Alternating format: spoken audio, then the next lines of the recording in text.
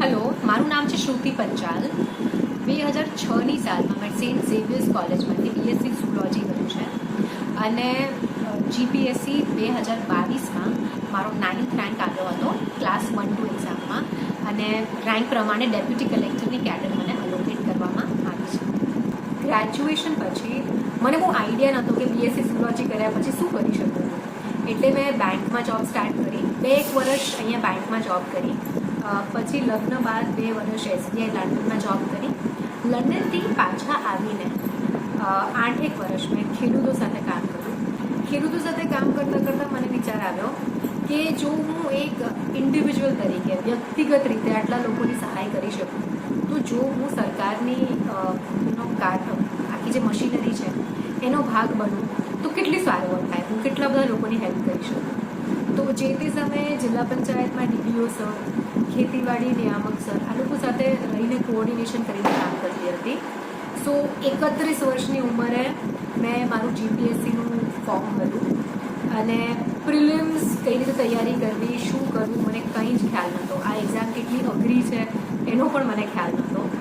અને લગભગ 1 મહિના પહેલાં મને સિલેબસ શું છે ખબર પડી. મેં મારા કામમાંથી થોડીક રજા લીધી અને 20 દિવસ પહેલાં મને મારા ગુરુજી કે માર્ગદર્શક જે હોય મળ્યા અને એમણે મને સમજાવ્યું કઈ રીતે તૈયારી કરવી જોઈએ.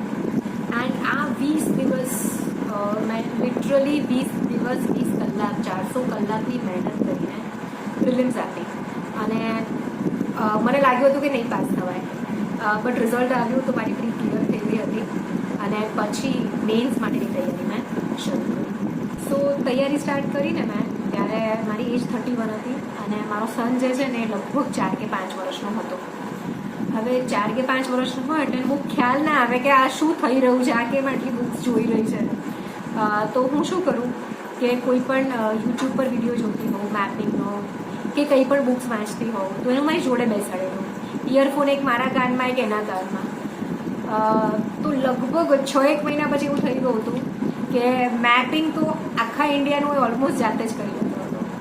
અને આઈ વુડ સે મારા હસબન્ડને પણ બહુ જ સપોર્ટ કર્યો કે ઘણી બધી વસ્તુઓ મારા સનની કે જોવાની હોય એ પોતે જોઈ લેતા હતા, જેથી કરીને હું ભણી શકું અને મને બહુ ડિસ્ટર્બન્સ ના આવે. મેં 4 અટેમ્પ્ટ આપ્યા છે ટોટલ. 4 વખત પ્રિલિમ્સ ક્લિયર કરી છે, 4 વખત મેન્સ ક્લિયર કરીને ઇન્ટરવ્યૂમાં અપિયર થઈ છું. મારો 2017 અને 18નો જે અટેમ્પ્ટ હતો એમાં ઇન્ટરવ્યૂ સુધી પહોંચી પણ હું ફાઇનલ રેન્ક નથી લાવી શકી. મિનિસ્ક્યુલ 2 માર્ક 3 માર્ક માટે હું રહી જતી હતી. એનું મેઇન કારણ એ હતું કે મારું ગુજરાતી થોડું નબળું હતું અને હું એને પાવરફુલ કરવા માટે ફોકસથી મહેનત નથી કરી રહી. સો એવું કહી શકાય કે હું એક સબ્જેક્ટને બહુ લાઇટલી લઈ રહી હતી, લેંગ્વેજના પેપર.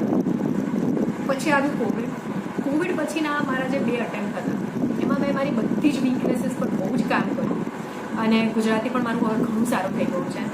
સો કોવિડ પછીની જે એક્ઝામ હતી મારો 3rd અટેમ્પ્ટ, એમાં મારો 66 રેન્ક આવ્યો અને 4th અટેમ્પ્ટમાં મારો 9th રેન્ક આવ્યો.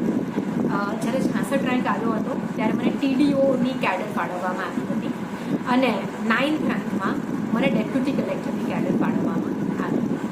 જો તમારું પોલિટી, ઇકોનોમી, જિયોગ્રાફી બરાબર આ 3 વસ્તુ બાકી છે, પ્લસ તમે રોજ જે ન્યૂઝપેપર વાંચો છો અને તમે અવેર છો કે તમારી આસપાસ શું થઈ રહ્યું છે, તો દેર ઇઝ નો પોસિબિલિટી કે એક્ઝામ ક્લિયર જ ના થાય. પણ હા, એના માટે પ્રોપર સોર્સિસ વાંચવા, જીપીએસસીની ડિમાન્ડના લેવલની બુક્સ વાંચવી બહુ જ ઇમ્પોર્ટન્ટ છે.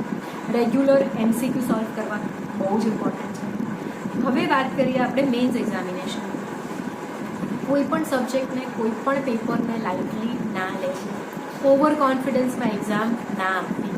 જે સેકન્ડ તમે થોડાક પણ ઓવર કોન્ફિડન્ટ થઈ ગયા કે આ તો લખી લઈશું, ફોડી લઈશું, પ્રેક્ટિસ નથી કરવી, ત્યાં જ તમે રિઝલ્ટમાં ફેલ થઈ ગયા.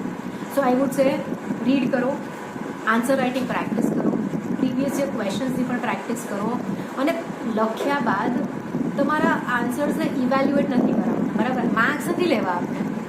એવા કોઈ વ્યક્તિને બતાવો જે તમને કહી શકે કે તમે આ આન્સર બરાબર લખ્યો છે કે નહીં. નથી લખ્યો તો કઈ રીતે લખી શકાય, જો લખ્યો છે તો ઓર સારો કઈ રીતે લખી શકાય.